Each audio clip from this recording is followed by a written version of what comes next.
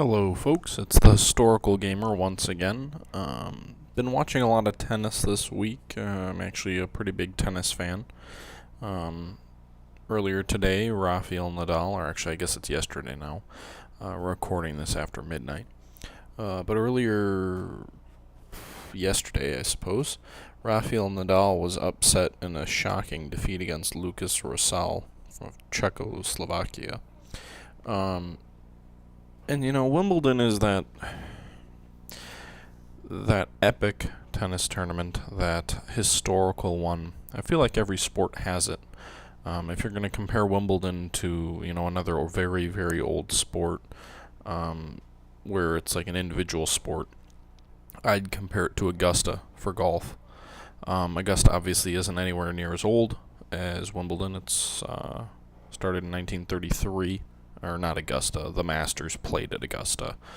Started in 1933, so it is a very old one. The game of golf wasn't designed or anything in the United States, but still, as far as all of the tournaments, the Masters kind of is the most similar, I would say, to the Wimbledon Championships. Be it the dress code, the strict club, you know, the All England Club at Wimbledon, the Augusta National Golf Club at the Masters, and just sort of that long sort of tradition, history-oriented tournament, which the other tournaments have, but not to the same degree. So, as far as that's concerned, that's just kind of my brief intro. So I decided, you know, I've got a couple of tennis games. I've got Virtua Tennis. I've got a really old game that I have to play on my XP Windows machine, play it through DOS basically, called Virtual Tennis. And then I've got a game that I picked up last year called Tennis Elbow, which personally I think is the best tennis game that I have because it simulates the rise of, you know, you play one tennis player, or two or three or whatnot, but you play as a tennis player. You can choose, this is on the screen, this is the game by the way, you can choose when you're going to start. You get a 15-year career, which is pretty accurate. You know, you come up at the age of 16, you're not going to be playing much into your 30s, so 15 years is a pretty good length of a career. And you can choose anywhere between 1990 and 2010 as a starting point. It's got over 900 historical players, and their careers will progress, although the results will be simulated. So you won't always see the exact same results in Grand Slams. You know, Pete Sampras might not win all the Wimbledons he did. He might win more. He might win less. But he is going to be a great player. I've done several simulations where Andy Roddick wins 2 or 3 Grand Slams instead of just the one that he's won so far. Which is plausible. I mean, he's been in 5 finals. If things had broken differently for Federer, or even in 2009, if he had hit that volley that he missed, or in 2004, if there wasn't a rain delay, you could definitely make the argument he was cruising against Federer in 2004 until a rain delay totally stopped the momentum, and Federer changed tactics after that delay, and Roddick was beaten. So, I mean, you know, things change in history. In a simulation, it's kind of like out of the park baseball. You're going to get a lot of similar results. You're going to get some different ones. But this game allows you to play anytime between 1990, so through that great era of Agassi and Sampras, and I think Connors was just kind of going off into his twilight there, but he still had one more U.S. Open run. You know, into the era of Nadal and Federer, and now Djokovic. But the depth of this game is absolutely fascinating. You can start your career anywhere between being ranked 30th, 300th, 100th, or 1,000th, 300th, 100th, or 30th. I'm going to start at 1,000th because I may do more than one video as I track the progress of my career. There's a lot of different stages of difficulty, anywhere from beginner, club, junior, pro, master, and incredible. I'm going to start at beginner. There's also sub-levels. So my plan in this career is to raise the difficulty level with each match that I win by 1. Once I hit the max sub-level, I will jump up to the next full difficulty level. So let's go ahead and get creating my player. First, we're going to craft my name. So, what do we want my name to be? Man, that's a good one.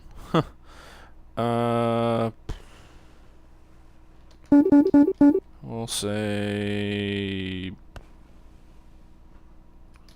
Man, this is dead air time. What should... I want it to be decent and realistic.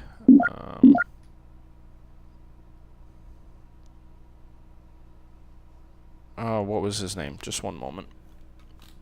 I'm just looking up something here. Probably should pause the video, but I'm recording live.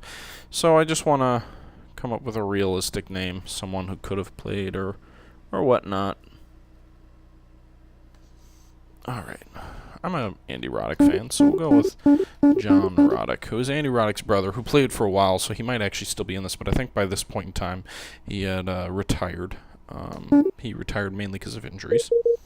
You can choose, almost any country in the world. I think actually every country in the world is represented, so you can choose any of those countries. We'll go with the United States. If I ever get there. I think I already passed. I'm going the wrong direction. Alright, let's go back.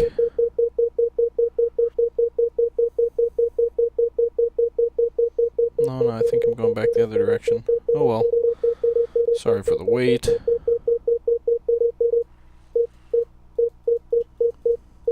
There we go.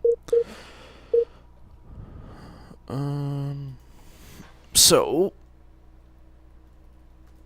you can choose what type of player you are here. This is really important. The style of play you want to have, your age you can control, your height.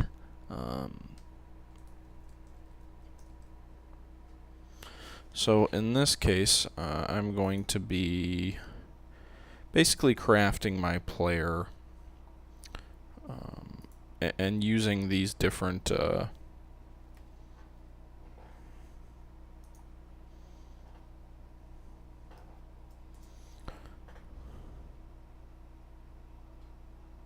shoot. One moment. Alright, sorry about that. So going to be creating my player here. I'm going to be 6'2", so we'll round up 188 centimeters.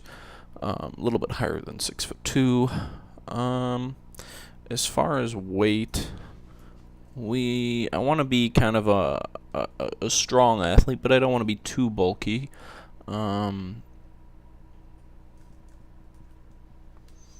So what we will go with is how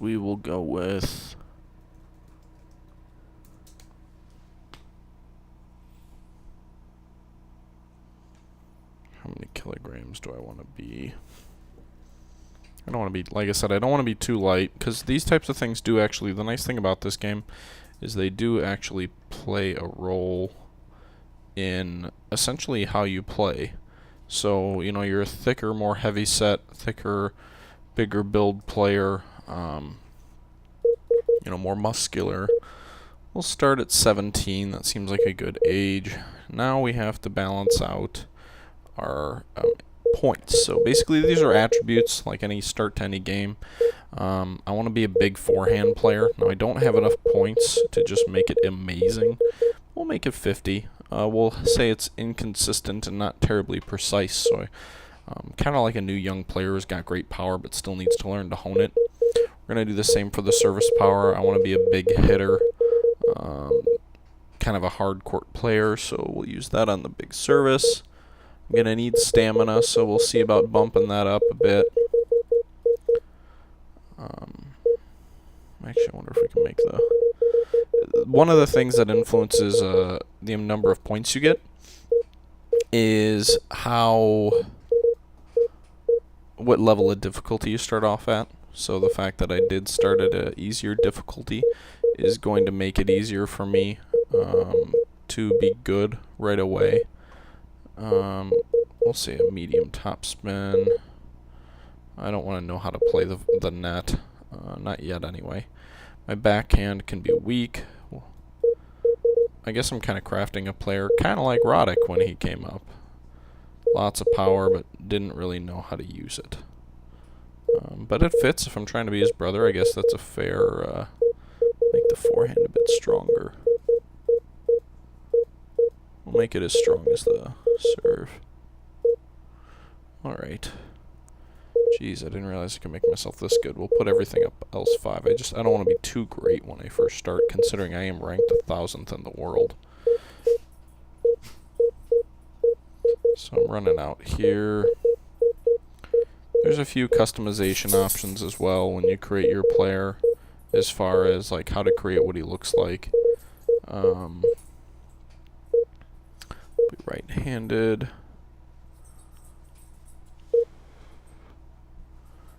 Preview. There's also the ability so like you can see where you're shooting. It'll give you a little target versus nothing. I'm gonna keep that on all the way just because I want to kind of show what it looks like for the review. So we'll leave some experience on the table. We'll go from there. You can change your character's appearance. You can retire. Track your statistics throughout your career in the year.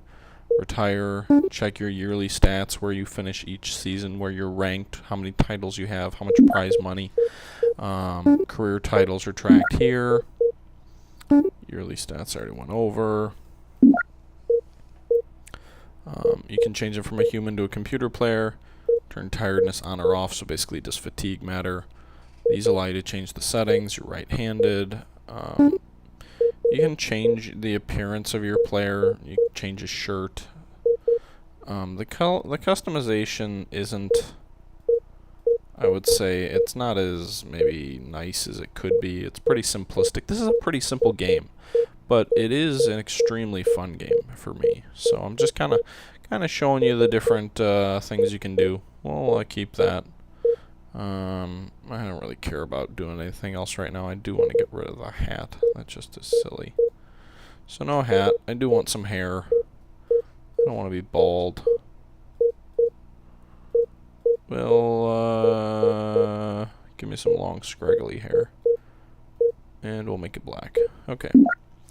So this is just kind of the general player screen. When you have experience, you want to improve yourself after and between matches. You can do it in here.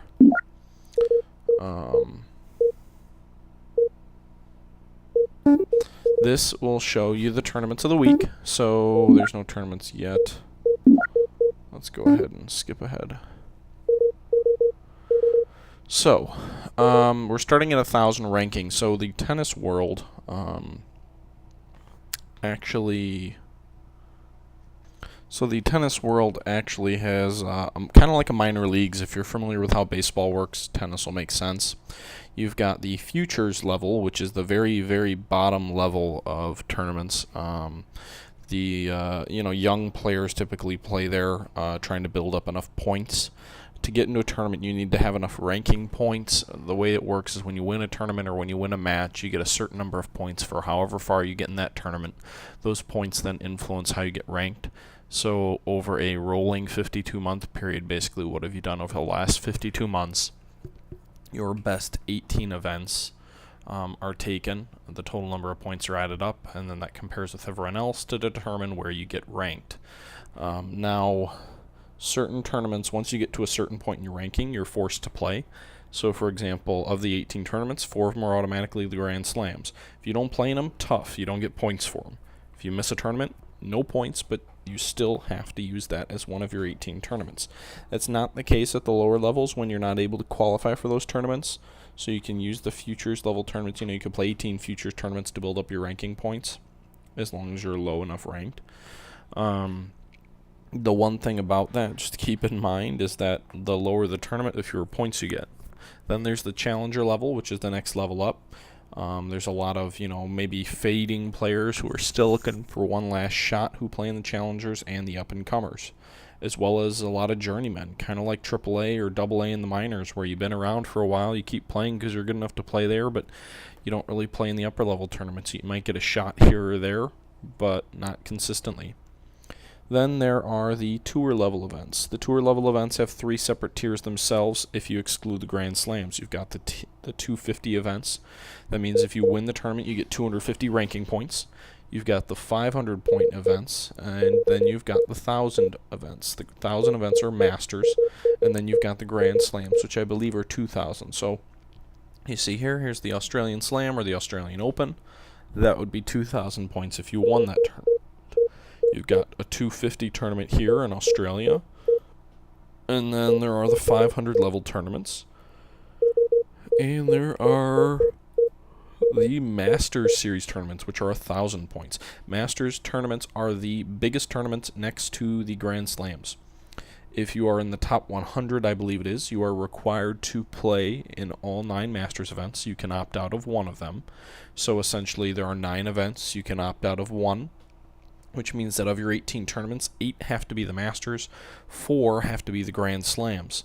So what that really leaves you with is 6 other tournaments, the best 6 tournaments that you've played over the last 52 months that are not Grand Slams or Masters influence how many points you have. Once again, that's only if you are a high enough rank. If you're not over in the top 100, you're not automatically going to get in to a Grand Slam, so you're not held by those same standards. But anyway, and I'm sorry, that's 9 Masters events and 4 Grand Slams, so there's 5 tournaments, not 6. Well, I'm sorry, yeah, because one of them you can sit out.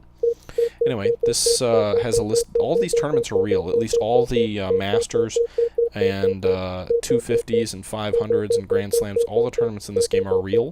That is one thing that is incredibly detailed and specific about this game, and something that I really like. I believe the challengers are all real too. I recognize a lot of them. I'm not sure about the futures or the challenger level tournaments. I'm not sure about the futures level tournaments, but a lot of the challengers are real too. So I think this was pretty much taken from, the ATP calendar. You can play singles, you can play doubles. If you're not ranked high enough for an event, you can try and qualify for it. If it's in your home country in this game, you may be granted a wild card, just like young promising players or old veterans recovering from injuries are often given wild cards. So, I mean, that is something that is incredibly realistic and fun about this game. That's going to do it for this video. I know I didn't really talk a whole lot about the actual game. I just kind of rambled about getting into it. I'm going to make another video that's going to detail the gameplay of the game and kind of more of what to expect when you get into the game. This was just a broad overview because I am going to be making several videos. I don't anticipate these being my most popular, but tennis is an incredibly historic game. Wimbledon is my favorite tennis tournament. Not a huge tennis. I guess the ordinary person in America would say I'm a big tennis fan. I follow the Grand Slams closely. I follow the tour level events to a lesser degree. I watch all the Masters events, and that's about it. So, I might watch 15, 16 tournaments a year.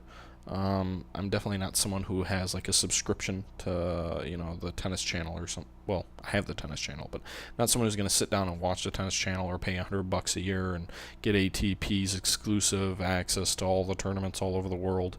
But I like tennis, and just for the heck of it, this is one of my favorite games, so I am going to do another video.